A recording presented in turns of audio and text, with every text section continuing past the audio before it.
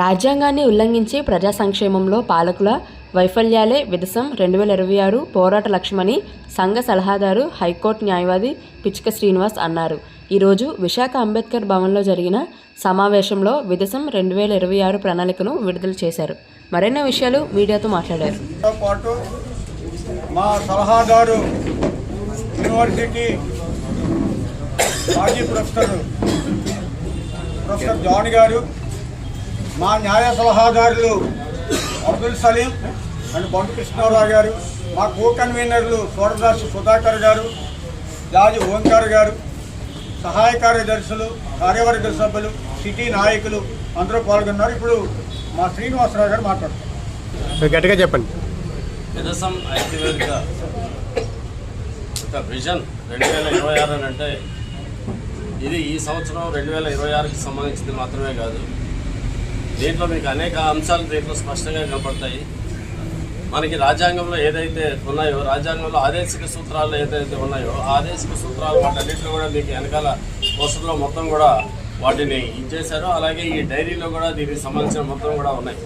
కాబట్టి ఈరోజు ప్రభుత్వాలకు ఏదైతే విజన్ లేకుండా వాళ్ళ విజన్ వేరు, విధ్వంసం యొక్క విజన్ వేరు. కాబట్టి వాళ్ళు 47-50 దాకా కూడా వాళ్ళ విజన్ ఒకటి పెట్టుకొని దానికి సంబంధించింది మొత్తం కూడా ఈ రాజ్యాంగ సూత్రాలకి ఆదేశ సూత్రాలకు విరుద్ధంగా కార్పొరేటీకరణ చేస్తూ, ప్రైవేట్ పరం చేస్తూ వీటన్నిటి చేస్తున్నారు. వాటికి భిన్నంగా దీనికి సంబంధించిన వాళ్ళు దేనికోసం అయితే అంబేద్కర్ చేసిన రాజ్యాంగం దేనికోసం అయితే ఉందో, సమానత్వం కోసం, స్వేచ్ఛ కోసం, అలాగే సామాజిక న్యాయం కోసం, తారతమ్యాలు లేకుండా ఈ పేద ధనికాన్ని తారతమ్యాలు లేకుండా చేసుకునే ఒక స్పష్టమైన ఆదేశిక సూత్రాలతో మనం ఉన్నాము. వాటన్నిటిని కూడా ఈరోజు ధ్వంసం చేస్తున్నారు. కాబట్టి వాటికి సంబంధించింది మనం విజన్గా పెట్టుకొని దీని మీద పనిచేయాలని, ఇది ఈ సంవత్సరం నుంచి ఈ సంవత్సరం చాలా సంవత్సరాల నుంచి కూడా విధ్వంసం అనేక పోరాట ఫలితాలు దీనికి సంబంధించి చాలా భిన్నంగా ఉంటుంది. దీనికి సంబంధించింది కూడా ఏదైనా జీవోలు కానీ లేకపోతే ప్రభుత్వం యొక్క పాలసీలు కానీ వాటన్నిటి కూడా క్షుణ్ణంగా చదవటము, దానికి సంబంధించిన పాలసీకి సంబంధించిన జీవోలు తీసుకోవడము, వాటిని మాట్లాడటం, ప్రభుత్వం దృష్టికి తీసుకుని వెళ్ళటము, మంత్రులతో కానీ వీళ్ళతో కానీ వాళ్ళకి సంబంధించిన ఇవన్నీ కూడా తీసుకుని వెళ్ళటము, ముఖ్యంగా ప్రజల దగ్గరికి వెళ్ళేసి మీరు చూస్తే ఇంతకుముందు అసైన్ భూములు కానీ శారదా భూములకు సంబంధించినవి కానీ వాళ్ళ దగ్గరికి వాళ్ళకి నష్టపరిహారం ఇప్పించడంలో కానీ, ఎందుకంటే ఆ నష్టపరిహారం అనేది దాన్ని విధ్వంసం రంగంలోకి దిగిన తర్వాత దానికి సంబంధించిన ప్రభుత్వం దృష్టికి తీసుకెళ్ళి దాన్ని అన్ని రోజులైనా కూడా వాళ్ళు వెంటనే ప్రకటించలేదని చెప్పేసి నష్టపరిహారం ప్రకటించడానికి కృషి చేసింది.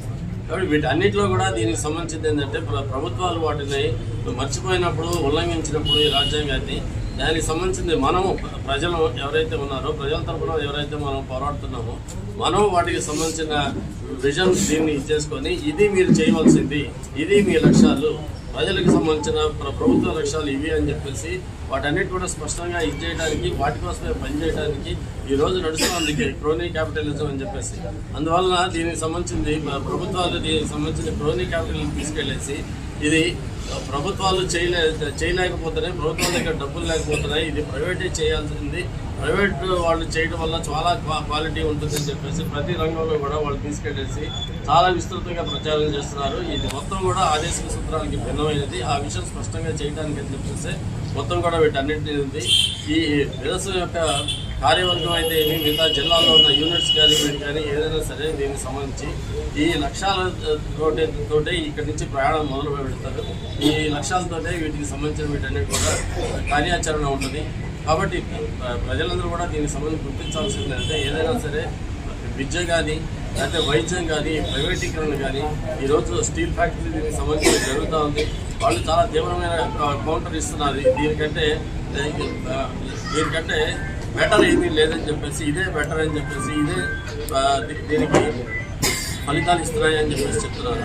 కానీ మనం చూస్తే రిజర్వేషన్స్ కానీ వీటన్నిటి కానీ మనం రిజర్వేషన్స్ వీటన్నిటి కూడా కేసులు పెట్టిన దగ్గర నుంచి, కేసులు రిజిస్టర్ దగ్గర నుంచి, తర్వాత పోలీస్ స్టేషన్ బెయిల్ ఇచ్చిన దగ్గర నుంచి, అలాగే హైకోర్టులో కోర్టులో కూడా దీనికి సంబంధించింది చివరికి యాంటిసిపేటరీ బెయిల్ అనే దాని దగ్గర కూడా తీసుకొచ్చేసి ఉండాలనేది ఖచ్చితంగా రావాలని వాళ్ళు ప్రయత్నం చేస్తున్నారు. ఎందుకోసం దాన్ని రద్దు చేశారు, ఏంటి దానివల్ల ఉపయోగాలు ఏంటనేది దాన్ని ఇచ్చేసి దాన్ని నీరుగార్చడానికి ప్రయత్నం చేస్తున్నారు.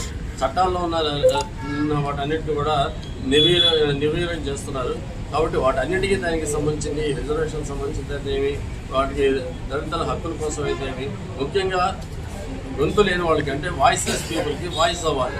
కాబట్టి ప్రజలు ఎవరైతే మాట్లాడలేకుండా పరిస్థితి ఉంటుందో ప్రభుత్వాలు ఎప్పుడైతే నిర్బంధం ఇలాంటివన్నీ తీసుకొచ్చి అణగదొక్కాలని చెప్పేసి చేస్తారో వాళ్ళందరికీ కూడా విదసం ముందుండి దానికి సంబంధించిన తమ వాయిస్ ఇచ్చి దీనికి ప్రజల కోసం నిలబడాలని చెప్పేసి ఈ హక్కుల కోసం పోరాడతామని చెప్పేసి స్పష్టం చేస్తుంది. అందువల్ల ఈ కార్యాచరణతో ఈ విజన్తో ఈ విదసం ముందుగా గత పోరాట అనుభవాలని దృష్టిలో పెట్టుకుని 2026 సంవత్సరానికి ఒక పోరాట కార్యాచరణని మీ ముందు ఉంచుకుంది.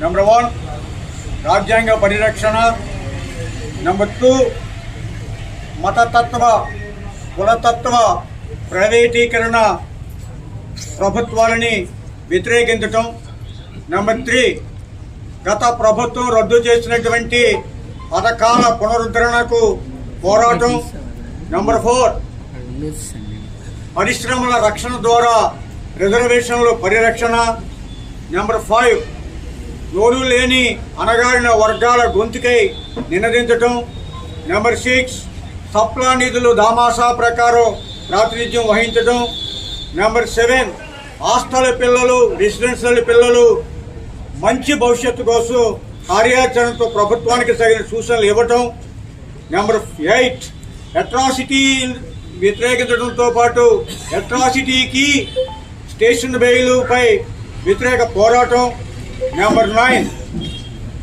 మేము ఎప్పుడూ కూడా కులవాద పార్టీలకి లేదా మనువాద పార్టీలకి సపోర్ట్ చేసేటువంటి రాజకీయాలకి సపోర్ట్ చేయకుండా ప్రత్యామ్నాయ నీలి రాజకీయ పార్టీకి నిర్మాణానికి సహకారం. ఫైనల్లీ డాక్టర్ బాబాసాహెబ్ అంబేద్కర్ భావాదాల స్ఫూర్తితో ప్రత్యామ్నాయ రాజకీయాలతో రాజ్యాధికారానికి కృషి చేసేటువంటి ముఖ్యమైనటువంటి ప్రణాళికతో ఈ విదసం డాక్యుమెంట్ని మీ ముందు ఉంచుతున్నాం. జై భీమ్.